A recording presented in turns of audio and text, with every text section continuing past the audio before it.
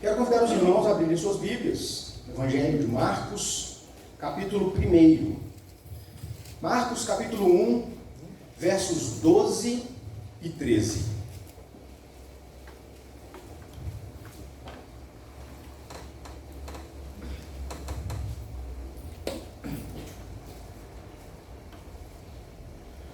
Evangelho de Marcos, capítulo 1, versos 12 e 13, a tentação de Jesus. E logo o Espírito o impeliu para o deserto, onde permaneceu 40 dias, sendo tentado por Satanás. Estava com ele as feras, mas os anjos o serviam. Este é o relato de Marcos acerca da tentação de Jesus. E eu gostaria de convidar os irmãos para que estivéssemos orando mais uma vez, pedindo para que Deus nos abençoe.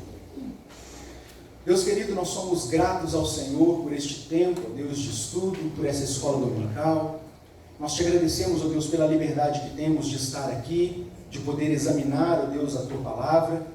Ao tempo que também reconhecemos, ó Deus, que precisamos do Senhor, não apenas, ó Deus, para ler e compreender o texto, mas para que na ação do Teu Espírito possamos aplicá-lo às nossas vidas, com vistas à glória do Seu santo nome. Abençoa, Deus, a minha vida como expositor do texto e a vida de cada um dos meus irmãos aqui, para que saiamos cheios do Teu Espírito Santo, pela revelação da Tua Palavra em Cristo Jesus. Amém. Amém. Como eu tenho dito, irmãos, o Evangelho de Marcos, ele é sucinto. Bom dia, Juju.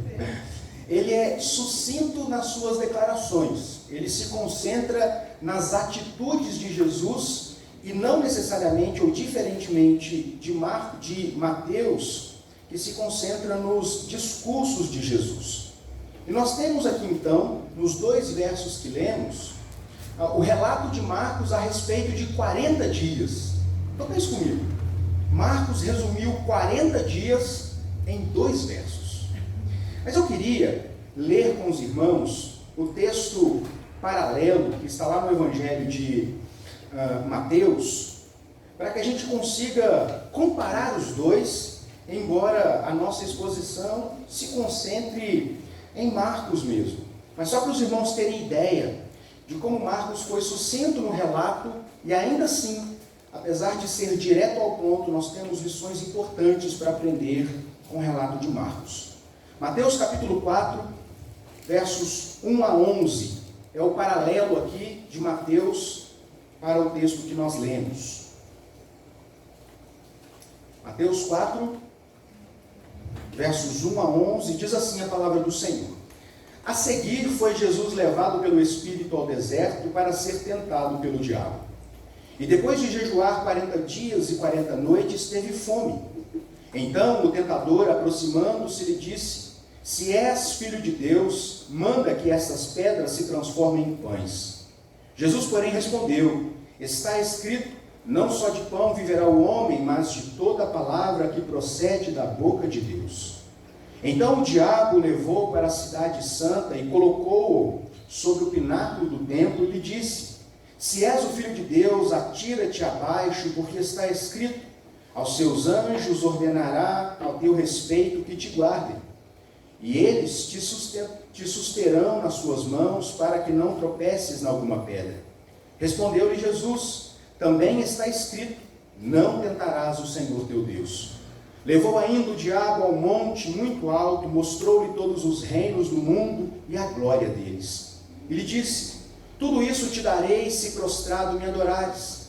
Então Jesus lhe ordenou: Retira-te, Satanás, porque está escrito, ao Senhor teu Deus adorarás, só a Ele darás culto.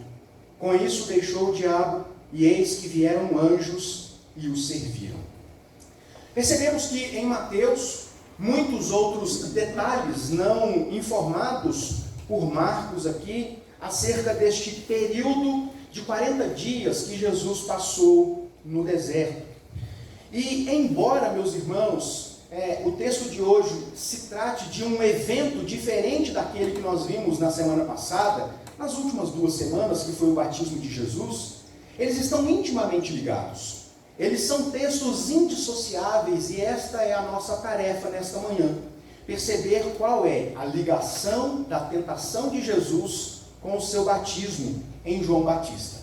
Apenas para lembrar alguns aspectos que fez parte da nossa conclusão do último estudo, nós afirmamos que Jesus foi batizado por João Batista e que o batismo de Jesus não foi igual aos batismos que João Batista celebrara ali.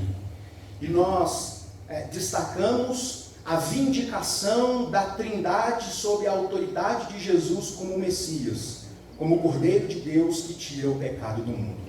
Jesus não precisou ser batizado porque ele tinha pecado, porque ele precisava de uma mudança de vida, mas porque naquele ato, diante daquelas pessoas, além de vindicar a autoridade de João Batista como aquele que o precederia, que abriria o caminho para que Jesus viesse e cumprisse as Escrituras, ele também, Deus vindicou a sua autoridade como o Messias, dando ali então o princípio daquilo que chamamos de início do seu ministério messiânico.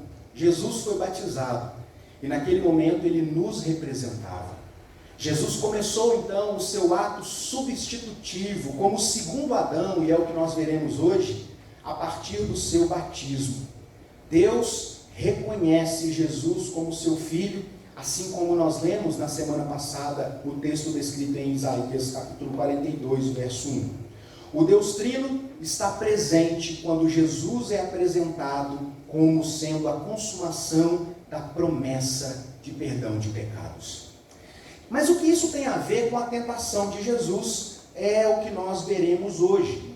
Então nós percebemos, irmãos, que a tentação de Jesus ocorre imediatamente depois do batismo de João Batista. Nós afirmamos que Jesus inicia o seu ministério messiânico ali, no batismo, nos representando, assumindo a nossa necessidade de nos arrepender dos nossos pecados, de confessar os nossos pecados e de uma necessidade de mudança interior. Naquele momento, então, Jesus iniciava o seu ministério, que seria consumado na cruz do Calvário, quando sob ele estaria os pecados de todos aqueles que Deus desejou salvar. Então, estes eventos, batismo e a tentação de Jesus, são eventos preparatórios para o ministério de Jesus, para que a palavra de Deus fosse completa e consumada. O primeiro destes eventos aconteceu com a vinda do próprio João Batista. Nós vimos nos profetas, como estudamos na semana passada, que Deus havia prometido que viria uma voz do deserto que clamaria e anunciaria arrependimento, convertam-se dos seus pecados, porque virá aquele capaz de mudar a nossa história. João Batista é então o primeiro destes eventos que comprovam, que materializam o anúncio do Antigo Testamento. Então João Batista vem, prega arrependimento, institui o batismo com água ali, não apenas para os judeus prosélitos, aqueles convertidos ao judaísmo, mas também aos próprios judeus, que até aquele momento não se batizavam. Apenas gentios que se convertiam ao judaísmo, depois da circuncisão, eram batizados no segundo ritual. E João Batista então anunciava o arrependimento a todas as pessoas. Ele pregava que inclusive os judeus precisavam do Messias, precisavam de arrependimento. E ele então anuncia a vinda de alguém que era maior do que ele, mais importante do que ele.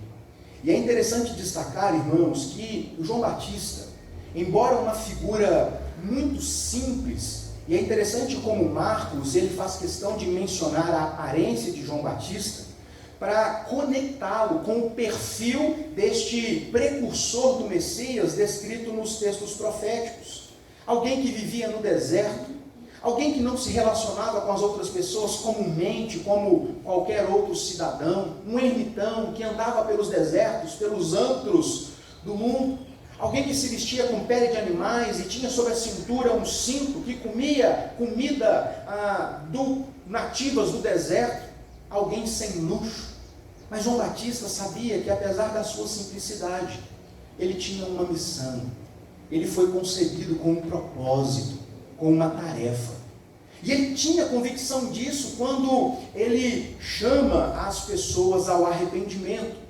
E na sequência, irmãos, João Batista está ali batizando as pessoas, chamando-as ao arrependimento.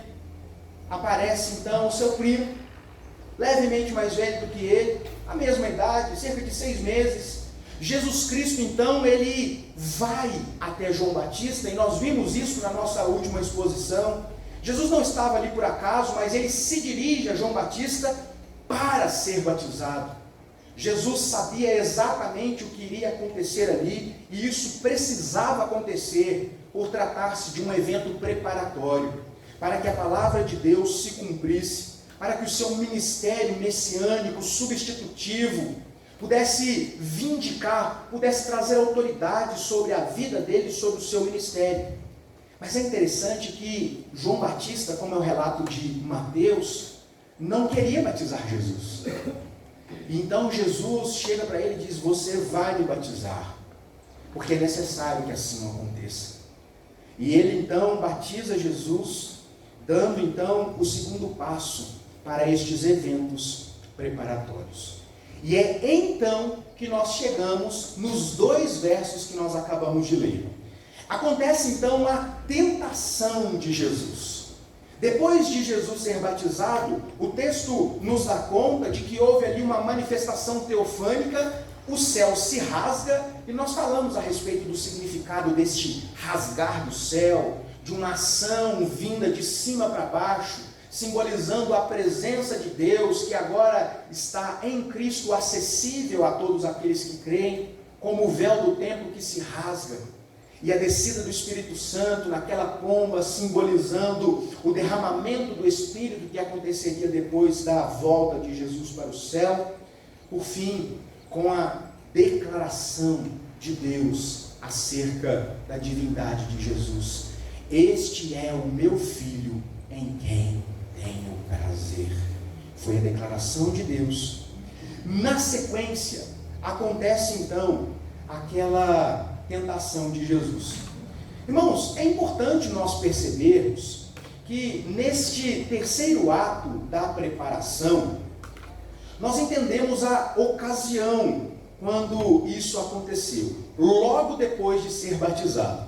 Existem aqui algumas características importantes nestes 2 versos, e como eu disse, à primeira vista nós olhamos para 2 versos e pensamos: o que nós podemos aprender num relato tão sucinto como esse?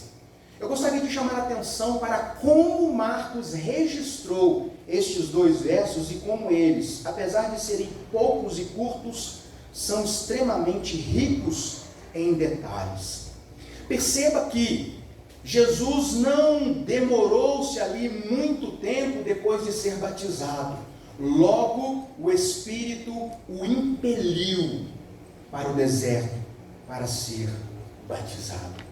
Como um ato contínuo, como uma sequência de um ato que ainda não havia terminado. E é interessante como o apóstolo Paulo faz menção deste relato, e eu gostaria de convidar os irmãos para abrirem suas Bíblias, lá em 1 Coríntios capítulo 10, para que possamos aqui comparar o que Paulo fala a respeito do batismo de Jesus e da sua tentação. Eu sei que aparentemente parece não fazer muito sentido essa conexão, mas eu quero chamar a atenção para detalhes deste texto aqui. 1 Coríntios capítulo 10, versos de 1 a 4, diz assim: exemplos da história de Israel.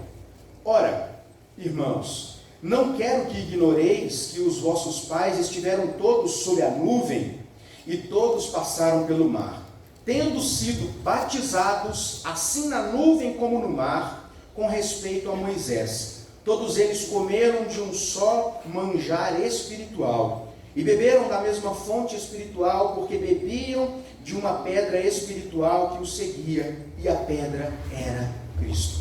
Irmãos, é importante aqui como o batismo de Jesus nos parece estar conectado com a própria vida e a caminhada do povo de Israel.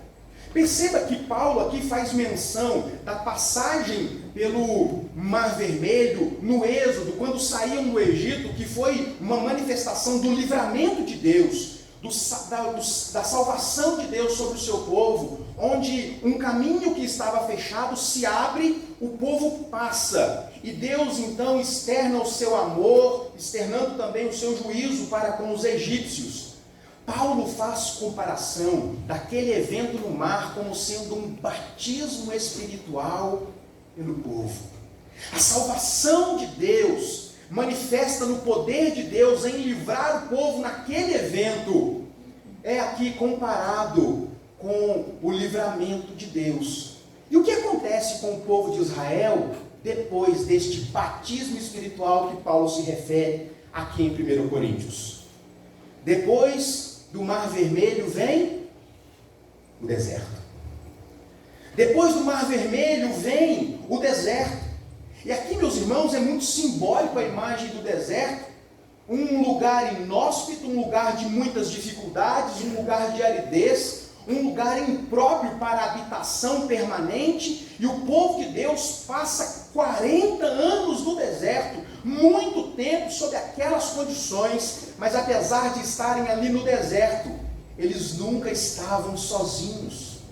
O Deus que havia batizado-os ali naquele evento, os acompanhava, provendo livramento em cada uma das etapas de sua vida. Quando nós olhamos aqui para o batismo de Jesus, nós conseguimos enxergar uma aproximação muito grande. Logo depois deste batismo, Jesus é levado para o deserto. Existem lições importantes a respeito disso, irmãos. Na semana passada, nas últimas 2 semanas, nós temos dito que no ato da conversão somos batizados pelo Espírito Santo, e esta é a ação de Deus em Cristo Jesus por meio do seu ministério nas nossas vidas. Isso significa dizer que quando nós somos batizados pelo Espírito, quando Deus converte o nosso coração de pedra e o transforma num coração de carne, nós passamos necessariamente a enfrentar o pecado como pecado, como algo que desagrada a Deus, e nós iniciamos uma luta que não tem fim até que nós morremos aqui e nos encontramos com Deus.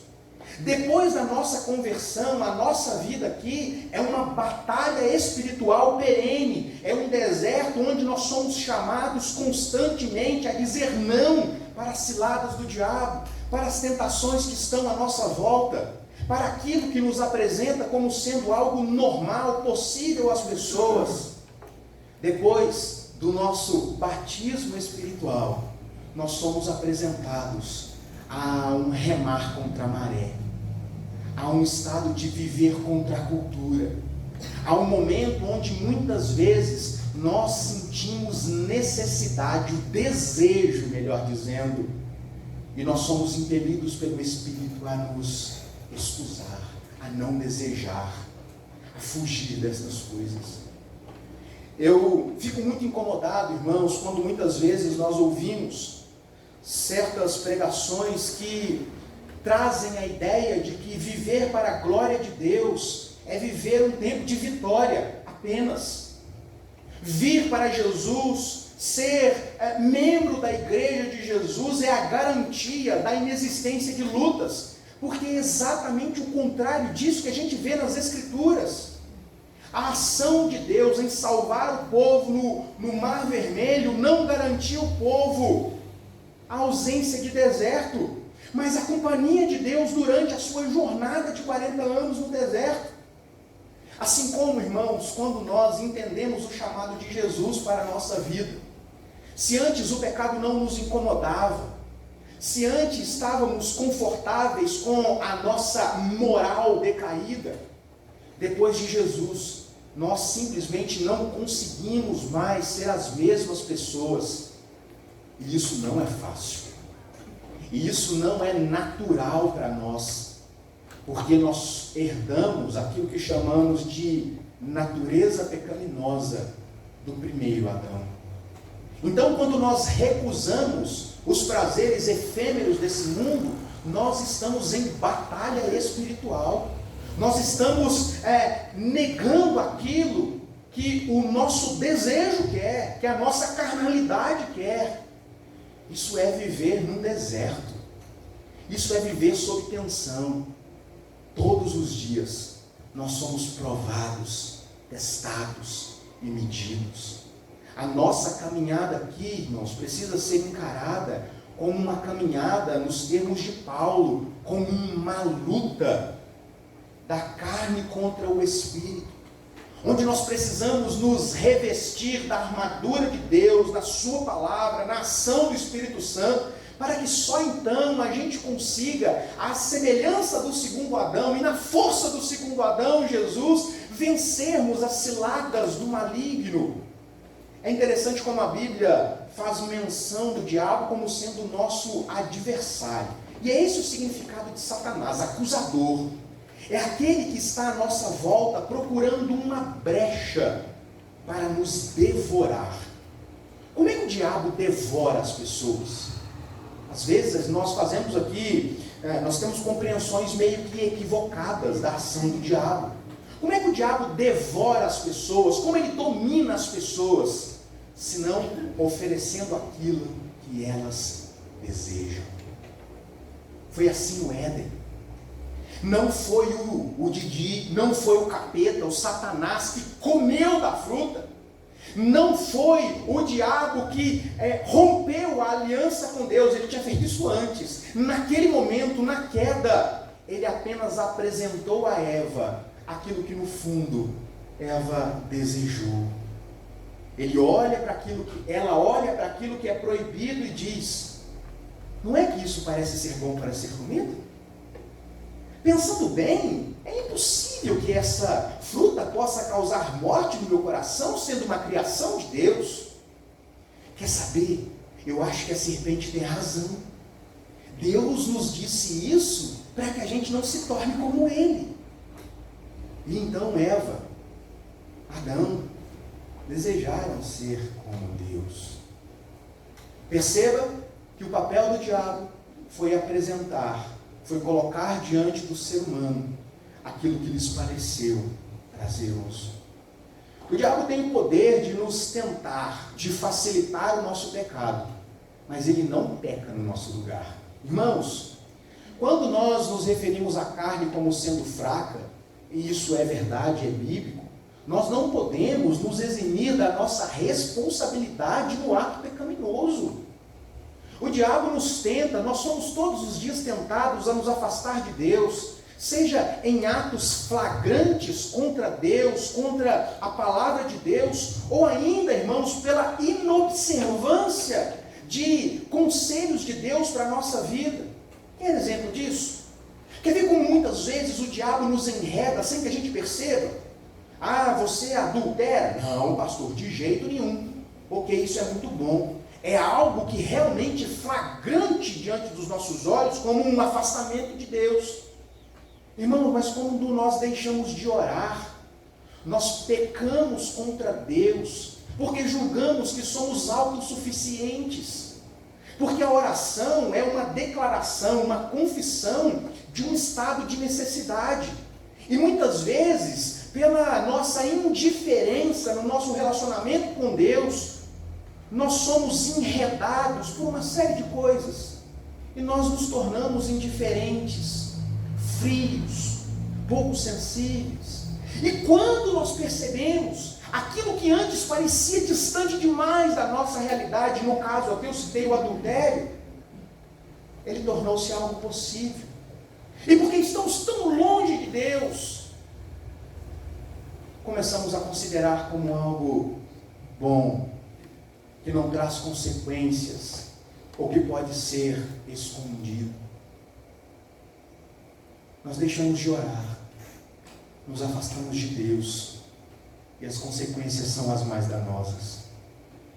Então, quando nós olhamos para esse texto, nós percebemos então que Jesus, depois de ser batizado, de ser vindicada pelo Deus Pai na ação do Espírito Santo, a sua autoridade, ele é levado para o deserto para ser tentado. Então, como primeira lição, guarde no seu coração: a vida cristã não será uma vida de tranquilidade. Nós vivemos dias muito complexos, irmãos. Nós vivemos dias onde nós precisamos estar alerta às movimentações à nossa volta. Nós precisamos estar atentos para não tornarmos a forma desse mundo. E isso só é possível quando nós entendemos este nosso estado de luta, de resistência, para não pecarmos contra Deus. E aí, nós entendemos então a ocasião da tentação de Jesus, logo depois do batismo. Assim, irmãos, o pecado começa a nos incomodar no coração, depois que recebemos ao Senhor. Pense você, quantas vezes você se lembra na sua vida pregressa, de coisas que você fazia, falava, de como você se comportava, e aquilo simplesmente não te incomodava.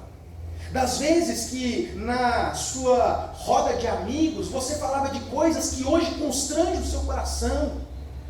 Você pensava a respeito de coisas que hoje você abomina. E isso só é possível por causa da ação do Espírito Santo, nos dando consciência do nosso pecado, do juízo de Deus e da sua justiça. E nós precisamos e temos que lutar a partir deste batismo, na ação do Espírito Santo, contra esta natureza pecaminosa. Então, conversão, cristianismo piedoso significa necessariamente luta, resistência. E se você gosta de cenas para se imaginar, isso é viver no deserto. É viver num estado de dependência de Deus. Certa vez eu ouvi uma frase de Billy Graham que me chamou muita atenção. E as pessoas o elogiavam muito pela sua eloquência na pregação, no chamado ao arrependimento. E ele disse certa vez para que Deus tivesse piedade dele, porque ele não era alguém confiável. Com isso, ele estava reconhecendo que ele precisava da ação de Deus, não apenas quando ele estava no púlpito diante de multidões, enchendo estádios de futebol, mas em cada um dos momentos da sua vida, porque ele conhecia o seu coração, e ele sabia que ele não poderia depender apenas dele. É como se ele vivesse no deserto, e dependesse do suprimento de Deus em cada um dos momentos da sua vida. Então, existe uma razão de ser, para que logo depois de ser batizado, Jesus é levado para o deserto. Mas, eu gostaria de destacar aqui uma segunda fração desta preparação, que é o motivo pelo qual Jesus se vê ali no deserto. Na verdade, se vê não é a melhor expressão, porque se vê parece algo acidental. Jesus vai para o deserto. Então, quando nós lemos o texto, nós percebemos que logo depois de ser batizado, o Espírito, e aqui é o próprio Deus, conduz Jesus para o deserto. E aí, Marcos foi traduzido como o Espírito impeliu Jesus para o deserto. A gente vai ver que nos sinóticos, esse termo ele é amenizado um pouco. Você vai ler que Jesus foi levado para o deserto. Mas você vai perceber também que em traduções um pouco mais literais, nós veremos apenas o termo impeliu, porque é o termo mais adequado, embora ele não consiga exprimir necessariamente o significado desse texto. Sabe por quê? Às vezes a gente lê impeliu como sendo sinônimo de levado. Jesus foi levado. Ele não foi levado em espírito. Jesus foi levado pelo Espírito para o deserto. E impeliu aqui tem uma conotação muito mais forte do que apenas ser levado.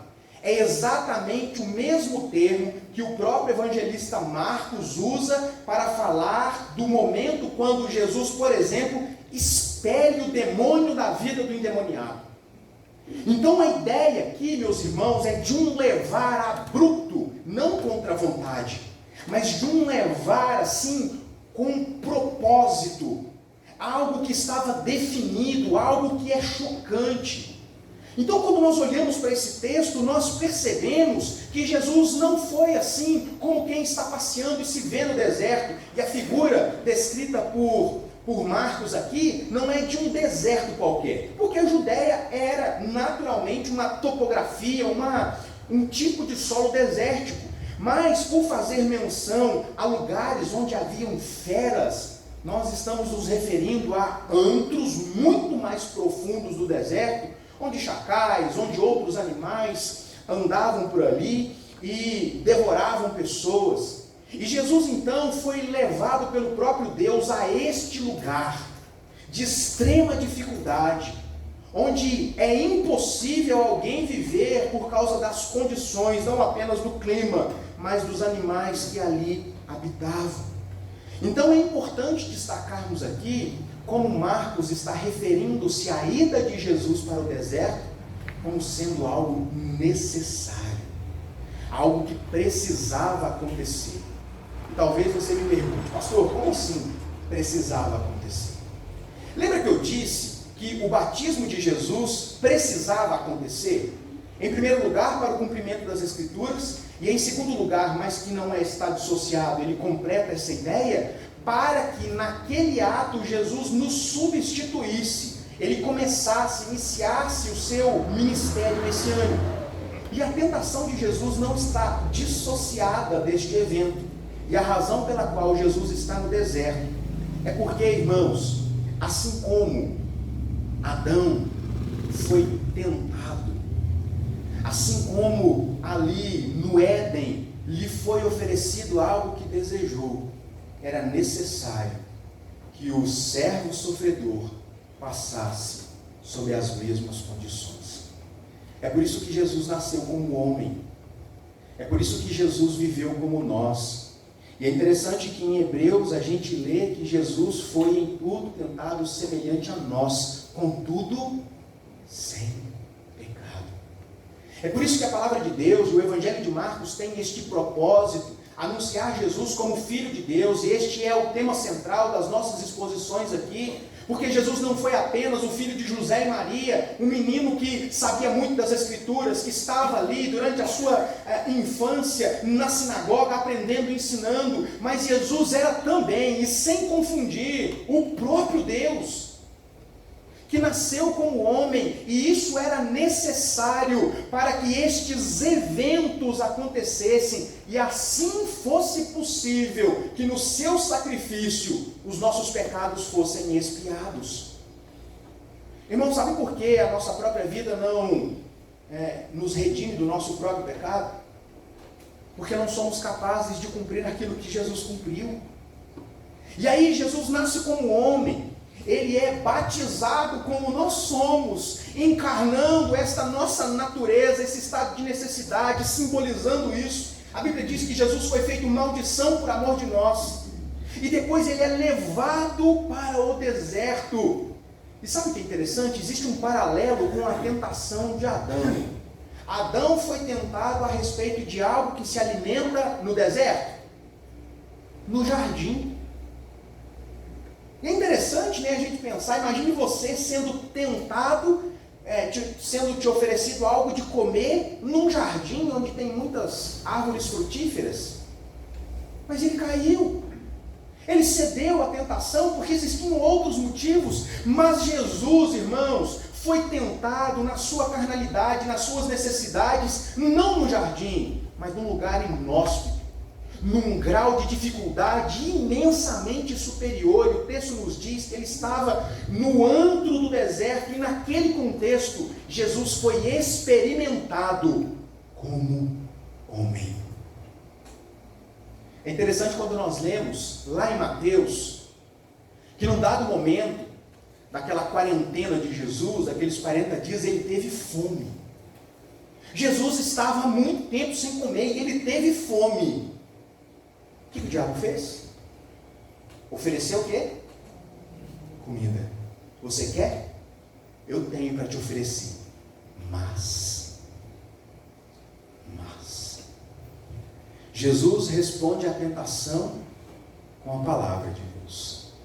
Jesus resiste àquela necessidade humana. Jesus, Deus, não tinha necessidade de pão, mas ali, Jesus, Deus, homem, teve fome e lhe foi apresentado algo que ele desejava. E ele responde à tentação de Satanás com a palavra de Deus. Irmãos, quando nós olhamos para este evento de Jesus ali no deserto, nós entendemos o porquê, a razão pela qual, por exemplo, João, em Apocalipse, eu quero convidar os irmãos para abrirem lá em Apocalipse, capítulo 12, verso 9, alguém abra, leia para mim, e outra pessoa, Apocalipse 20, verso 2, só para a gente pensar um pouco e refletir a respeito desses dois textos. Vou ler 12, 9.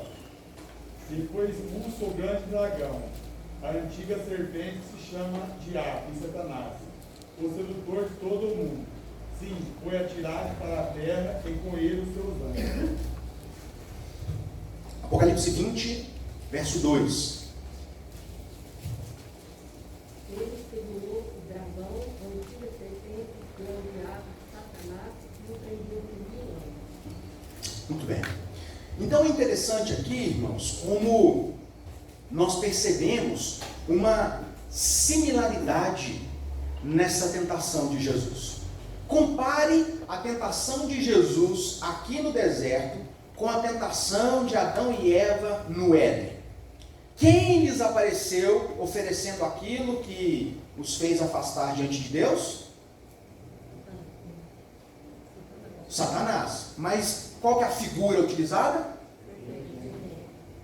E aí, não por acaso, porque a gente faz essa inferência, né? Porque no texto lá, a gente faz uma inferência, dizendo que apareceu a serpente, e depois a maldição vem sobre a serpente, e a gente conhece o texto, a gente faz uma inferência de que é Satanás. Mas não é simplesmente uma inferência. É uma informação que a gente vê que essa serpente, que se refere Gênesis capítulo 3, é o próprio acusador que estava ali ludibriando, tentando, oferecendo a Adão a possibilidade de satisfazer o seu desejo. E é exatamente este mesmo espírito maligno que está ali diante de Jesus, tentando Jesus em suas necessidades.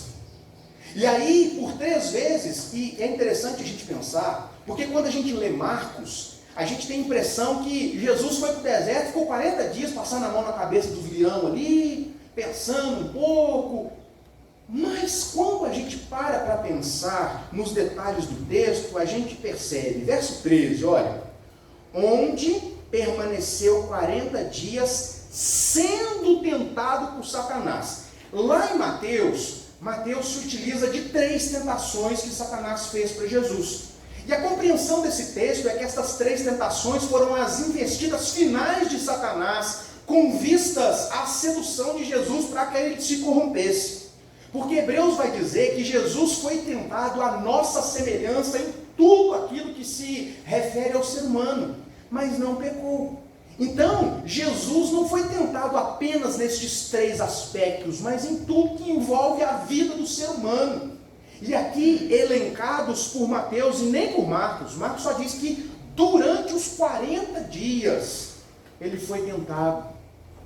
Então foi um tempo, durante toda a permanência de Jesus ali no deserto, ele esteve em constante luta contra o acusador, resistindo às ciladas, num terreno, num ambiente extremamente hostil. Contudo, irmãos, é importante quando nós olhamos para o texto, os anjos estavam ali.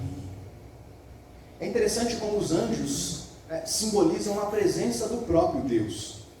Como os anjos, eles são mencionados como teofanias, como aparição extraordinária de Deus. E ali, no meio das feras, os anjos consolavam Jesus. Qualquer semelhança, por exemplo, com Jesus no Getsêmani, naquele momento de tensão, transpirando suor, sendo consolado, um anjo. Qualquer semelhança com os amigos de Daniel, dentro da fornalha ardente, foram jogados, atados 3 pessoas, mas apareceu um quarto, a semelhança do Filho dos deuses, a aparição do próprio Deus com o seu povo, provendo o livramento. Nada, qualquer semelhança com Daniel na cova dos leões e a presença de Deus fechando a boca dos leões, não é mera coincidência. Irmãos, Jesus foi testado durante os 40 dias, assim como nós, depois de sermos batizados pelo Espírito Santo, vivendo nesse mundo caído, somos testados, experimentados todos os dias da nossa vida. Nós precisamos entender que baixar a guarda não é opção. Nós não somos confiáveis do ponto de vista moral. Nós não somos autossuficientes a ponto de pensar que nós conseguimos atravessar etapas da nossa vida sem que Deus nos conduza provendo o livramento, sem que a palavra de Deus seja a resposta para os nossos desejos carnais. Assim como Jesus, durante todo aquele tempo, e é simbólico aqui os 40 dias, quando nós olhamos para a permanência do povo de Israel no deserto, 40 anos, eles estavam, irmãos, tudo bem, ali num contexto de pecado, e por isso Deus os puniu ali, mas é simbólico esse tempo, esse lapso temporal. E embora eles estivessem sendo expostos a dificuldades, uma hora era o Mar Vermelho, outra hora exércitos inimigos, outra hora víboras do deserto, outra hora falta de comida, falta de água. Em cada uma destas dificuldades ao longo do deserto, Deus estava com o seu povo. Jesus se fez como nós, na nossa humanidade, propondo-se a ser testado. E ele resistiu, ele suportou aquela tentação.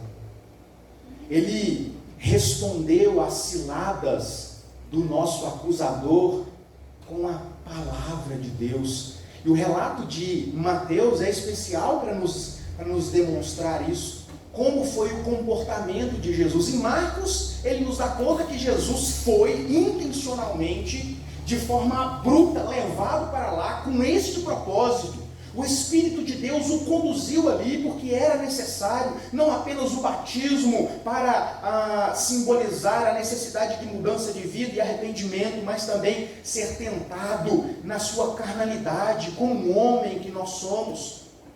Jesus não poderia nos substituir se ele não fosse experimentado como nós somos. E é exatamente por isso que Jesus foi batizado e que Jesus foi tentado, para provar que lá na cruz, quando o diabo achou que tinha vencido, depois de 3 dias ele ressurge, vencendo a própria morte, vencendo, calando o diabo, consumando o seu ministério messiânico. E é por isso, irmãos, e só por isso, que nós podemos vencer as ciladas do maligno.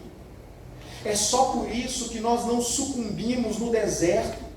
É só por isso, irmãos, que o deserto não pode ser encarado, que a nossa vida, que os sofrimentos deste tempo pode ser encarado como nosso destino final. Haverão dias onde nós passaremos por necessidades quaisquer que forem, mas estas necessidades, estas dificuldades, estas tentações não são tudo a nosso respeito, porque embora nós sejamos incapazes de vencê-las com as nossas próprias forças, o segundo Adão, que nos substitui, venceu por nós. Existe em toda a palavra de Deus a ideia de representação. Pense comigo. Adão era o nosso representante.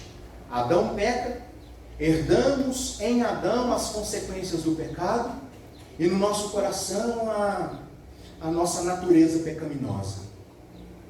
Em Cristo Jesus, somos herdeiros de Deus, do seu ministério messiânico. Assim como o primeiro Adão sucumbiu diante da tentação, o segundo Adão venceu o diabo em todos os aspectos. E sabe o que é isso interessante? Nós estamos tratando de preparação. Sabe por quê? Irmãos, logo depois da tentação, Jesus começa a vencer o diabo. Logo depois de ser tentado, a gente vai ver o diabo investindo, continuando, insistindo. E aí é interessante que antes desse momento a gente não vê muitos relatos de endemoniados, mas no ministério de Jesus é um atrás do outro, investidas do diabo, tentativas. E aí é a intenção maliciosa dos judeus, dos próprios judeus, dos fariseus e escribas, buscando encurralar Jesus, colocar Jesus em saia justa, colocar Jesus contra o próprio Império Romano, que era dominante naquele tempo, quando, por exemplo, fala da cobrança de impostos.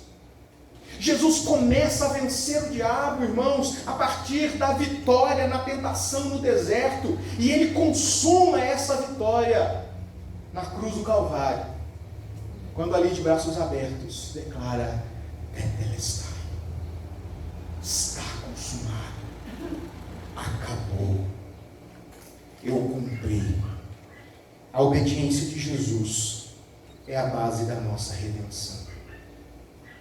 Irmãos, quando nós olhamos para este texto, que, como eu disse, parece ser tão simples, nós precisamos entender quantas lições estão implícitas aqui à nossa vida, porque Jesus estava nos representando ali, a nossa vida sendo representada por Jesus, o tempo que nós vivemos aqui representado por aquelas dificuldades que Jesus venceu.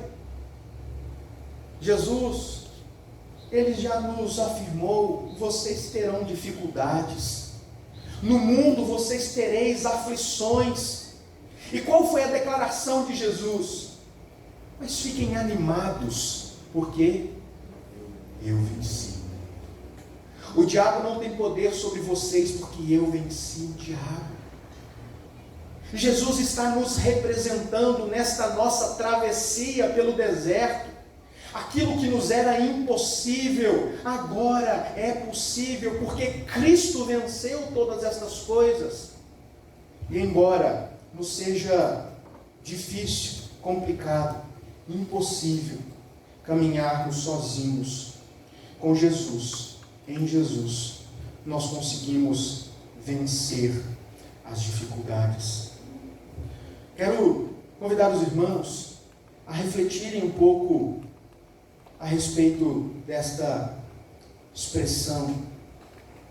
Jesus foi levado para o deserto para ser tentado por Satanás. Nós conhecemos o nosso adversário, nós conhecemos aquele que está à nossa volta, que está em todos os momentos nos oferecendo aquilo que a nossa carnalidade deseja. A mesma serpente de Gênesis 3, a mesma serpente de Apocalipse que nós acabamos de ler, ela é o nosso adversário, que constantemente está nos testando, nos provando, e nós só conseguiremos vencer na dependência de Jesus Cristo. A tentação de Jesus foi o terceiro deste ato preparatório para o seu ministério messiânico, para a sua vitória sobre o diabo. Eu gostaria de concluir aqui com algumas aplicações para a nossa reflexão. E a primeira delas, como já citei, a obediência de Jesus é a base da nossa redenção. Nós só alcançamos redenção porque Jesus foi obediente, porque ele não sucumbiu diante das tentações. Em segundo lugar, irmãos, embora alguns digam o contrário, a verdadeira batalha espiritual é a luta constante que nós temos contra o diabo e as suas investidas. Não baixe a guarda, não se julgue suficientemente crente para vencer o diabo com as suas próprias forças. Resistir ao diabo, lutar, responder às tentações com a palavra de Deus, é aquilo que se espera de crentes verdadeiros, mas é algo que só é possível na dependência de Deus. Nós vivemos dias difíceis, vivemos dias onde a nossa fé é testada. Irmãos, eu não sei quantos viram aqui a sabatina do novo ministro do Supremo. Irmãos, nós somos testados todos os dias. A nossa fé está sendo colocada à prova, e eu acho belíssima a expressão de Tiago, quando diz que uma fé que não pode ser testada, aprovada, não pode ser uma fé verdadeira. Então nós precisamos ter esta consciência de que os dias são maus, de que nós precisamos ser vigilantes. Nós não podemos nos conformar com a ideologia desse mundo, mas nos transformar, ou sermos transformados pela renovação da nossa mente, é o termo que Paulo usa, para que então possamos experimentar a vontade de Deus na nossa vida. Por fim, irmãos, quem sabe você como eu tem enfrentado dificuldade na sua vida. Quem sabe nem todos os dias são bons, e o quem sabe aqui é uma expressão apenas para amenizar um pouco os efeitos da nossa realidade. Nós enfrentamos dificuldades todos os dias, dificuldades diferentes.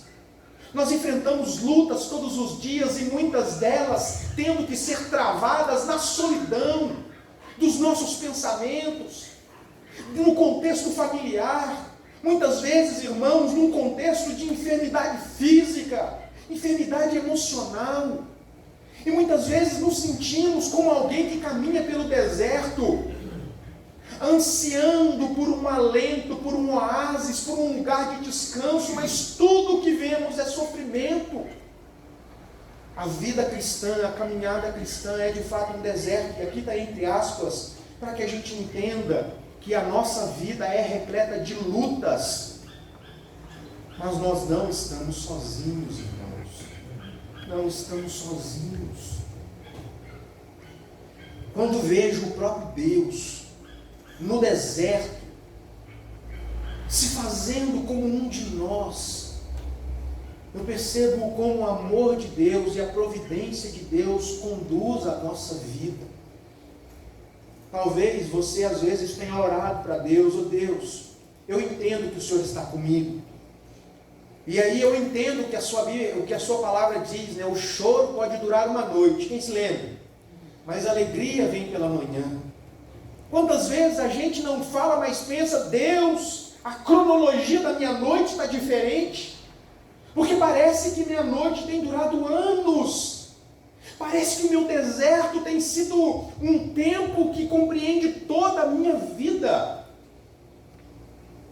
Muitas vezes, irmãos, nós não entendemos necessariamente tudo o que acontece com a nossa vida, quais são os propósitos de Deus. Não é para te desanimar, não, mas alguns a gente sequer vai entender. Mas algo que nós sabemos, que nós aprendemos na palavra de Deus, é que muitas vezes nós possamos agir despropositadamente, acidentalmente. Deus não faz nada sem propósito.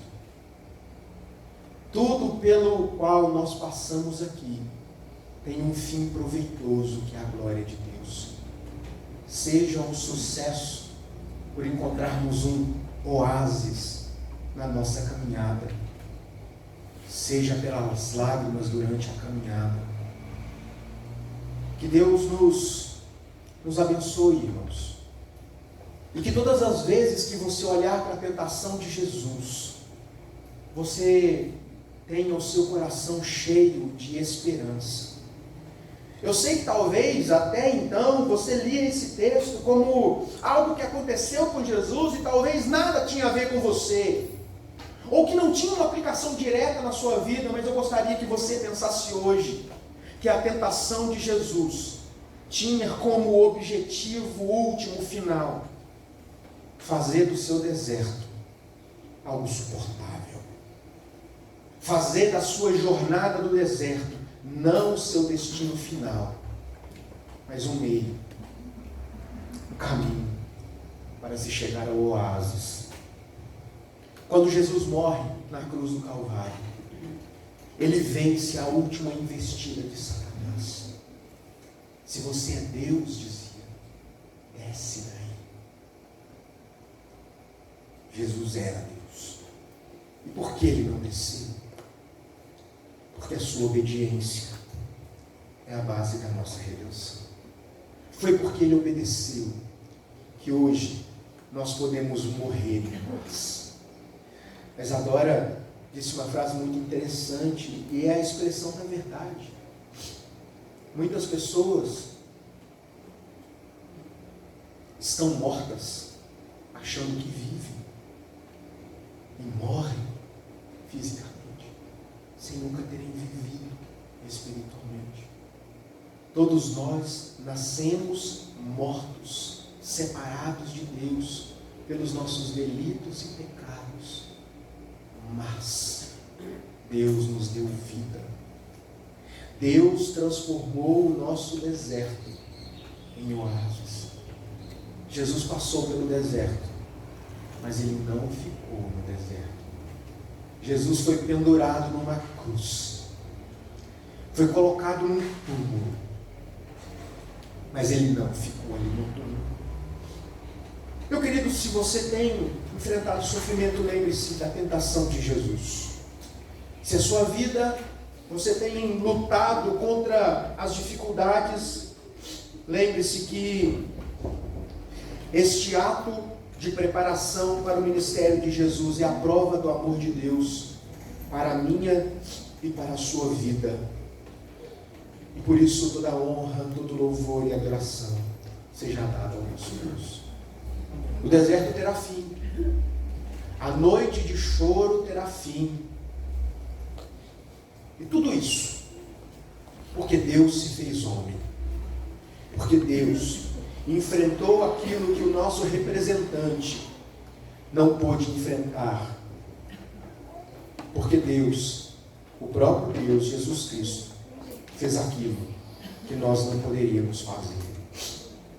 A Ele seja a honra, a glória para todos sempre.